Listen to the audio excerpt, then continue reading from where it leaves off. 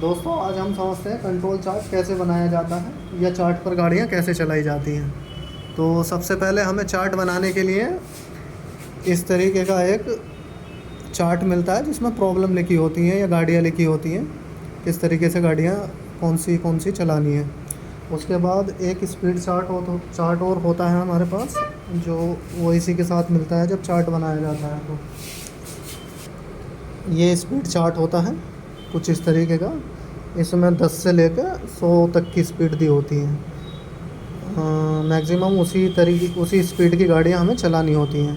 तो अभी हमारे साथ एक मास्टर साहब हैं, ये मास्टर साहब हमें चार्ट समझाएंगे। हम इनसे जो है क्वेश्चन पूछते रहेंगे कि कैसे कैसे ये सब चलानी होती हैं गाड़ियाँ। तो हम इनसे पहला क्वेश्चन पूछते हैं।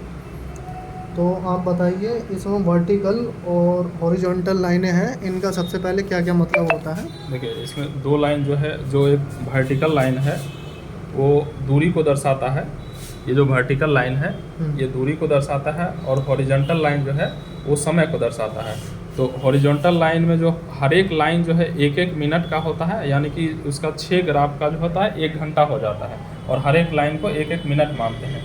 और वर्टिकल लाइन जो है उसमें मैक्सिमम जो है 1 इंच को 27 किलोमीटर मान सकते हैं, लेकिन आप क्वेश्चन के अकॉर्डिंग, सेक्शन के किलोमीटर के अकॉर्डिंग उसको अपना लाइन का किलोमीटर के हिसाब से मान सकते हैं।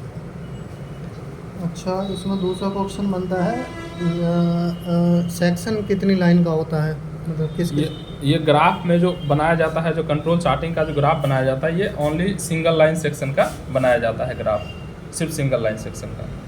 अच्छा, सिंगल लाइन का ही बनाते हैं इस पर। हाँ।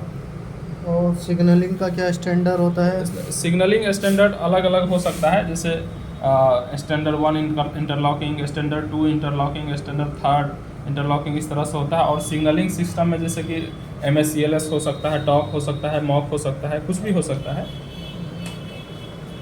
अच्छा, ये ब्लॉक इंस्ट्रूमेंट का क्या नियम रहता है इसमें? ब्लॉक इंस्ट्रूमेंट दो तरह का इसमें प्रयोग होता है। एक तो होता है टोकन, नील्स टोकन इंस्ट्रूमेंट होता है, एक टोकनलेस इंस्ट्रूमेंट होता है। इसमें जो नील्स टोकन इंस्ट्रूमेंट होगा, इसमें ब्लॉक ऑपरेशन समय मिनिमम 5 मिनट लेना है, और टोकनलेस होगा तो उसमें 3 मिनट लेना है। अच्छा, और एक्सेलरेशन डी एक्सेलरेशन समझाइए। देखिए, एक्सीलरेशन होता है जब किसी गाड़ी को चला रहे हैं तो वो रुक करके जो चलती है, तो रुक करके चलने में जो उसका जो नॉर्मल स्पीड लेता है, तो उसको नॉर्मल स्पीड लेने तक कितना एक्स्ट्रा समय लगता है, तो उसे ही एक्सीलरेशन कहते हैं, जो कि अलग अलग गाड़ी के लिए अलग अलग होता है। जैसे मेल एक्सप्रेस के लिए 3 मिनट होता है, पैसेंजर गाड़ी के लिए 2 मिनट होता है, माल गाड़ी के लिए 5 मिनट होता है। और डीएक्सीलरेशन जो होता है वो किसी भी गाड़ी को रुकने में जो एक्स्ट्रा जो समय लेता है नॉर्मल रनिंग टाइम से, उसे डीएक्सीलरेशन कहते हैं। ये भी अलग अलग गाड़ी के लिए अलग अलग होता है। जैसे मेल एक्सप्रेस के लिए 1 मिनट होता है, और पैसेंजर के लिए भी 1 मिनट होता है, और गुड्स के लिए, सब माल गाड़ी के लिए 3 मिनट होता है। अच्छा, सबसे पहले कौन सी गाड़ियाँ चलानी होती हैं चार्ट बनाते हुए, और कौन सी गाड़ी कौन से रंग से बनाई होती है? जब भी आप ग्राफ पे गाड़ी चलाएंगे तो सबसे पहले आप मेल एक्सप्रेस को चला दीजिए, क्योंकि किसी भी सवारी गाड़ी या माल गाड़ी के लिए आप मेल एक्सप्रेस को नहीं पीट सकते हैं। इसलिए सबसे पहले आप ग्राफ पे मेल एक्सप्रेस को प्लॉट कर दीजिए, उसके बाद सवारी गाड़ी को चलाइए, उसके बाद गुड्स ट्रेन को चलाइए।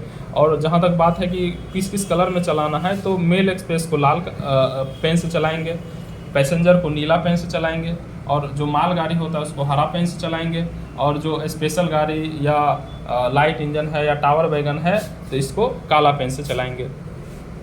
हाल्ट स्टेशन पर स्टॉपेज के क्या नियम हैं? हॉल्ट स्टेशन पे स्टॉपेज का तो जहाँ भी जिक्र किया जाएगा, तो हॉल्ट स्टेशन पे 2 मिनट का स्टॉपेज होता है, लेकिन उसमें भी एक्सीलरेशन और डीएक्सीलरेशन लेना होता है।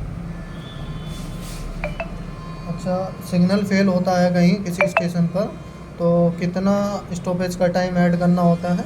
जब भी कोई सिग्नल फेल होता है तो किसी न किसी अथॉरिटी से चलाया जाता है, या तो PLC चलाइए या तो T3693 भी चलाइए। तो मैक्सिमम 5 मिनट आप ले करके उसको चलाइए, 5 मिनट रोक करके अथॉरिटी दीजिए, फिर चलाइए। ठीक है। उसके बाद अगर कोई इंजीनियरिंग रिस्ट्रिक्शन चल रहा होता है तो उसका क्या टाइम ऐड करना होता है? जब कोई इंजीनियरिंग रेस्ट्रिक्शन चल रहा है तो वो डिपेंड करता है कि कितने किलोमीटर का है इंजीनियरिंग रेस्ट्रिक्शन, और उसका स्पीड कितना का दिया हुआ है। अभी मान लीजिए फॉर एग्जांपल अभी 1 किलोमीटर का स्पीड रिस्ट्रिक्शन दिया हुआ है और 15 kmph मैक्सिमम है तो 4 मिनट लेगा। अभी वो स्टॉप डेड या 10 kmph का है तो 6 मिनट लेगा। क्रॉसिंग कराते हुए क्या किन किन बातों का ध्यान रखना चाहिए? क्रॉसिंग कराते समय हमेशा ब्लॉक ऑपरेशन समय को ध्यान में रखना चाहिए। जो नीज टोकन इंस्ट्रूमेंट है, नीज टोकन इंस्ट्रूमेंट है तो मिनिमम 5 मिनट लिया जाएगा ब्लॉक ऑपरेशन समय। यदि जो टोकन लेस इंस्ट्रूमेंट है तो 3 मिनट लिया जाएगा।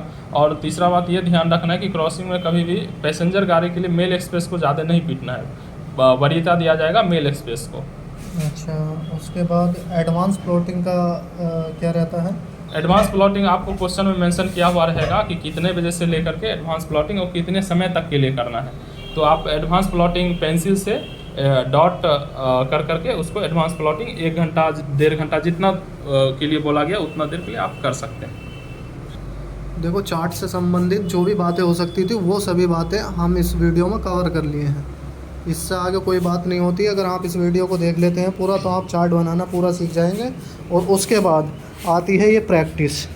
प्रैक्टिस के लिए आपको जाना पड़ेगा। ये हम 60 चार्ट बनाए हैं, 60 चार्ट खरीदे थे। ये देखिए, हमको 5 सेक्शन मिले थे और ये इतने चार्ट बनाए हम।